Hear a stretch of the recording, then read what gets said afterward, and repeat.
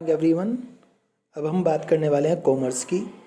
Commerce में वो सारी एक्टिविटीज़ आती हैं जो गुड्स के प्रोडक्शन से लेकर उसको अल्टीमेट कंज्यूमर तक पहुंचने तक जितनी भी एक्टिविटीज़ आती हैं वो सारी की सारी कॉमर्स इंक्लूड करता है।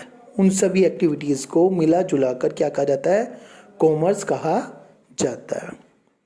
कॉमर्स में दो चीज़ें आती हैं, ट्रेड और ऑक्सिलरीज टू ट्रेड। ट्रेड क्या है?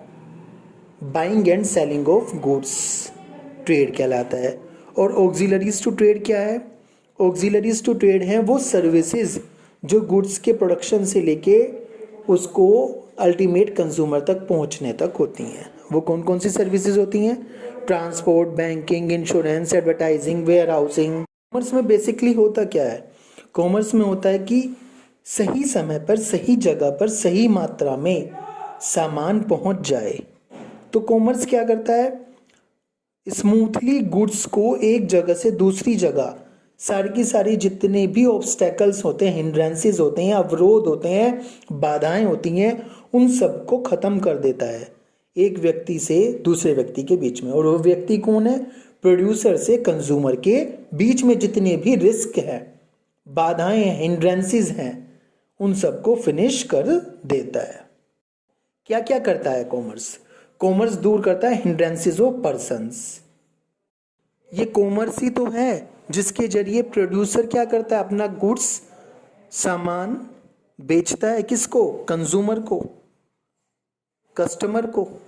दोनों मार्केट में एक दूसरे से कांटेक्ट कर पाते हैं। करता है कॉमर्स हिंड्रेंस ऑफ प्लेस। अब देखिए, प्रोड्यूसर कहीं पे बैठा है और कंज्यूमर कहीं और बैठा है। दोनों की ज्योग्राफिकल लोकेशन क्या है? फार है एक दूसरे से। तो ये प्रॉब्लम कैसे दूर होगी? ट्रांसपोर्टेशन से। कहाँ से दूर होगी? ट्रांसपोर्टेशन। अब ट्रांसपोर्ट के जरिए सामान प्रोड्यूसर से किसके पास पहुंच जाएगा? कंज्यूमर के पास। बात है हिंड्रेंस ऑफ टाइम। टाइम कैसे? देखते हैं कि कुछ सीजनल फ्रूट्स और वेजिटेबल्स होते हैं बट वो हमें पूरे के पूरे ईयर अवेलेबल हो जाते हैं। वो कैसे होते हैं? हम उन्हें वेयर हाउस में रखवा देते हैं, कोल्ड स्टोरेज में रखवा देते हैं और जब ज़रूरत होती है तब यूज़ कर लेते हैं। तो hindrance of time warehouse दूर करता है। इसके अलावा हिंड्रेंस ऑफ रिस्क। ये रिस्क क्या है? रिस्क है कि मुझे बिजनेस में लॉस ना हो जाए, कहीं बिजनेस में लॉस बाय फायर ना हो जाए, लॉस बाय थेफ्ट ना हो जाए, आग ना लग जाए, चोरी ना लग जाए। अब उससे बचने के लिए हम क्या कराएंगे? इंश्योरेंस। तो हिंड्रेंस ऑफ रिस्क किसने दूर करा? इंश्योरेंस ने। फिर बात है हिंड्रेंस ऑफ फाइनेंस।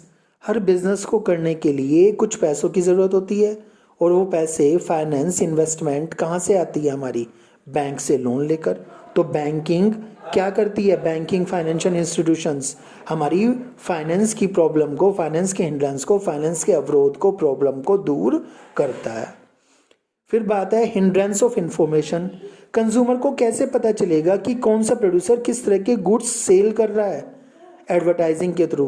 तो एडवर्टाइजमेंट के थ्रू हमें पता चलेगा ना कि गुड्स कहाँ पर बिक रहे हैं, कौन से एडवर्टाइजमेंट में किस तरह का प्रोड्यूसर अपने गुड्स बेचना चाह रहा है।